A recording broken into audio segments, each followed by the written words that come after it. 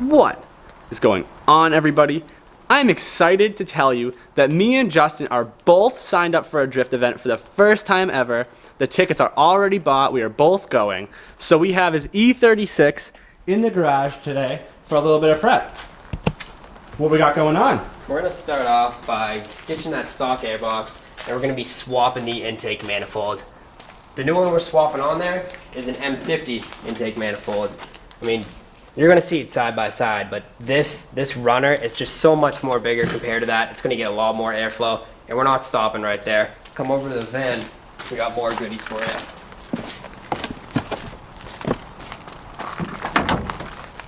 We got a partial exhaust system with a resonator and a really nice callus header.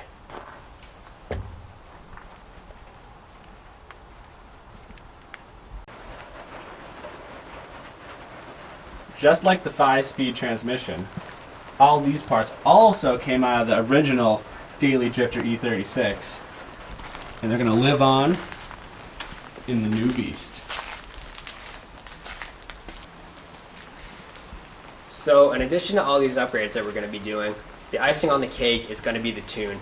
The tune is what's going to give us the proper fuel-air mixture with all those added parts such as the intake and exhaust. But our major concern is on this car specifically, the limiter is at $5 grand or so, and that's because it was the automatic transmission swapped over to a manual. So this tune is going to raise our limiter, and we'll be able to get all our revs and all the happy fun time with the BMW. Alright, the car's been running a little bit to warm up a little because I didn't want to bang it off limiter like ice cold. So now that she's out of the blue zone, we'll show you what we mean about that weird limiter situation. So it wouldn't go all above 5.5, I would say. That's not okay. Give her one more.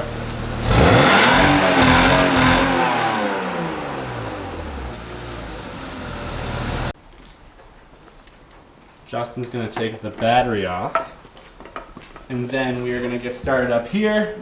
The first thing we're probably going to do is take the secondary air pump off here because we don't need it anyways and we are deleting it. And it's going to open up our exhaust manifold here so we can spray some PB blaster on the bolts because you know those are going to be a pain in the butt.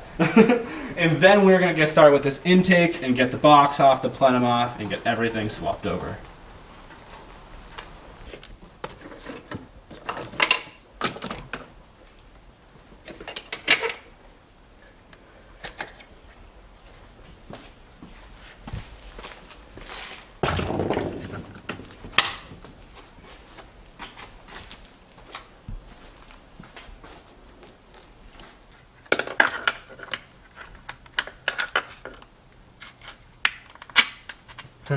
Beautiful.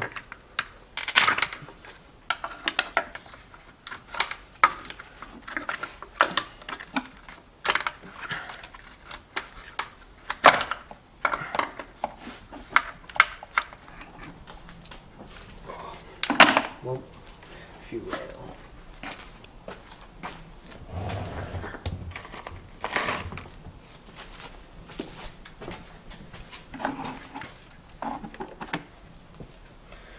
All that's left is the intake.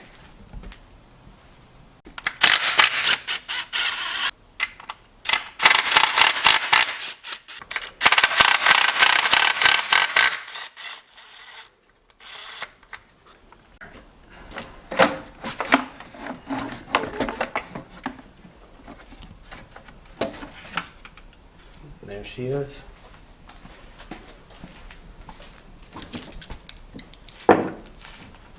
Nice.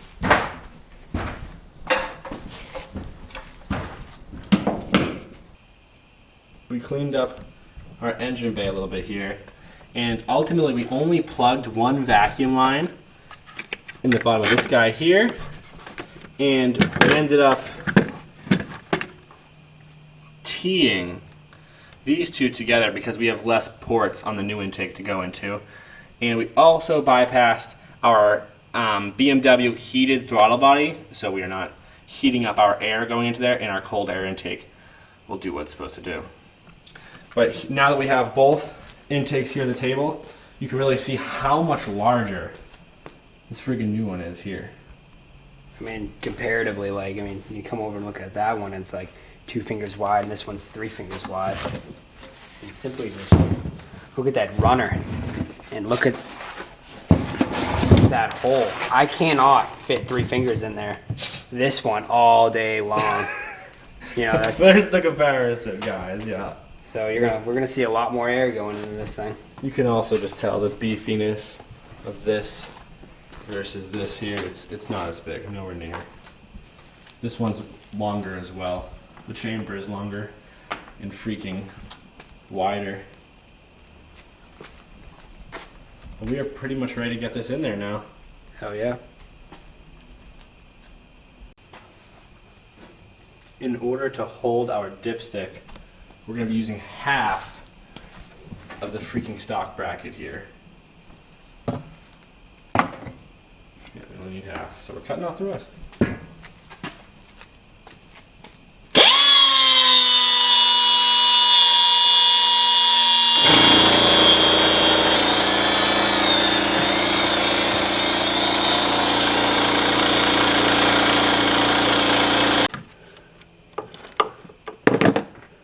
Removing some brachiometry.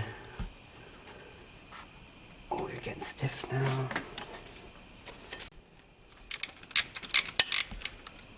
These brackets hold the stock intake. They're kind of useless because they don't even line up with the holes of the M50 intake. So instead of just sitting there and being in our way of getting that idle air control valve, all the plugs and stuff, we'll remove them. I don't think you'll have any issues with the intake falling. They hold their stuff up pretty well.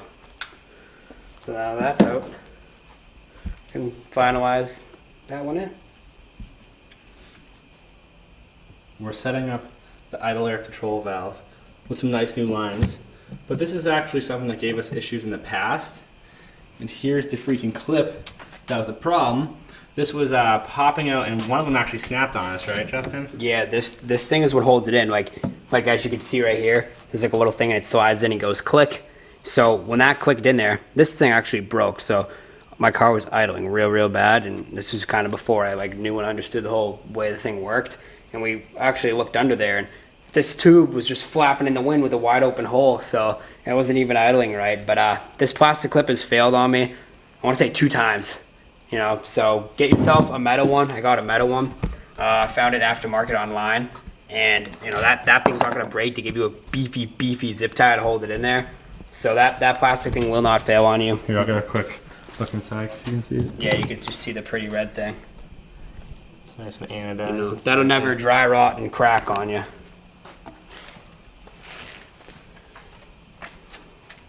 Small things make a big difference.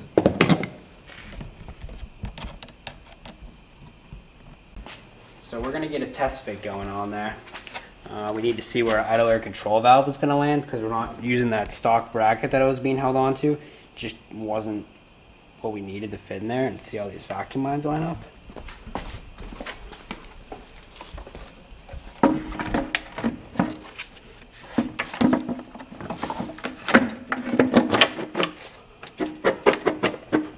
Not bad, huh?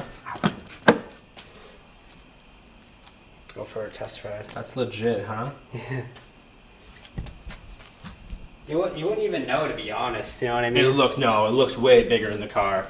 It looks way bigger than It looks different, but like what I'm saying is from like the perspective of like not the BMW guy. You know, Yeah. you would never know it was swapped. Yeah.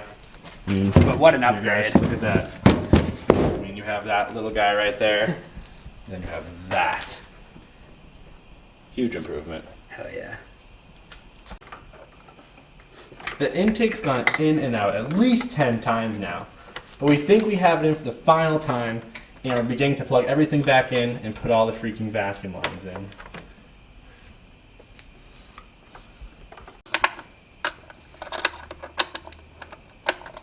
We're getting our fuel rail tightened up. Justin picked up a kit that relocated a couple things to allow us to use this intake, and it kind of fits a little sketchy.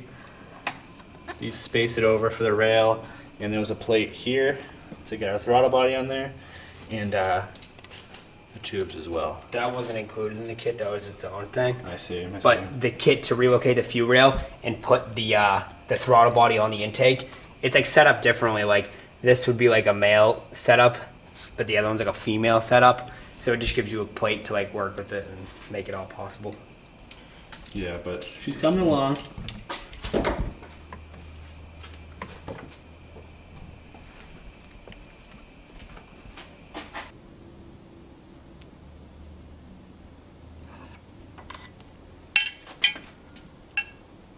Looks mint.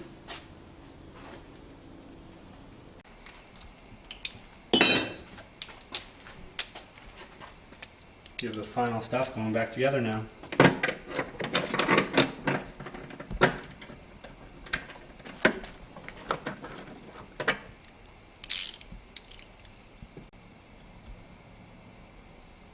Our intake swap is complete, and Justin just put the battery on, and we're gonna fire it up now before we put those back plastic pieces on to make sure everything's good.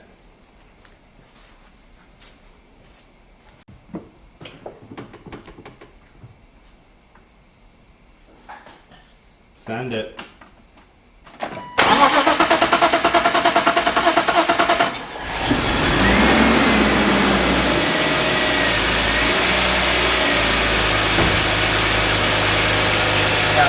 We didn't prime the fuel system, that's why it took a second, we forgot. It runs beautiful, dude. Yeah, it idles good too. Nice. Oh, just what? Burning off the PB. Yeah.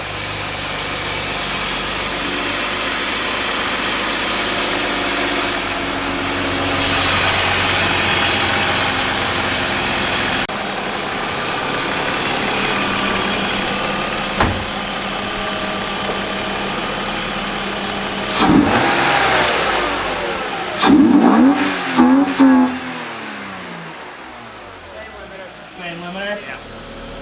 Sounds loud. I mean, Dude, we're in a it's garage. throaty. It sounds good. It's definitely here the intake noise. Oh, yes. The intake noise is definitely there. It's loud. Way louder.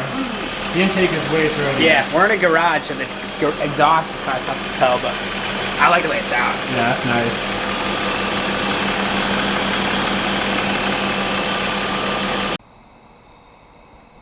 We deleted a whole bunch of stock stuff here, including our secondary throttle body, which is cool because she now only has one throttle body and it revs great. But we're gonna get this table cleared off and get her out for her maiden rip with this new intake.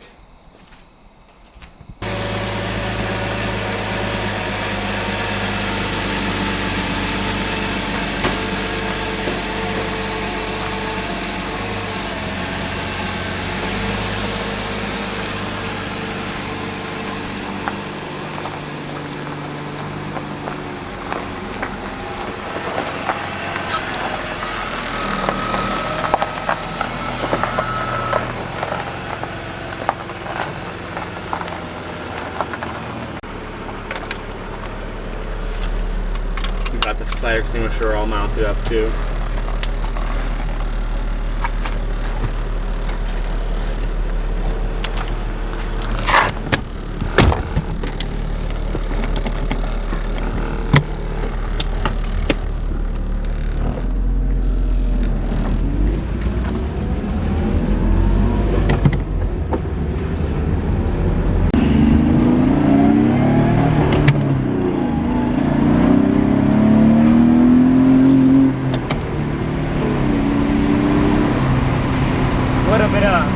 Limiter action. Gotta go off.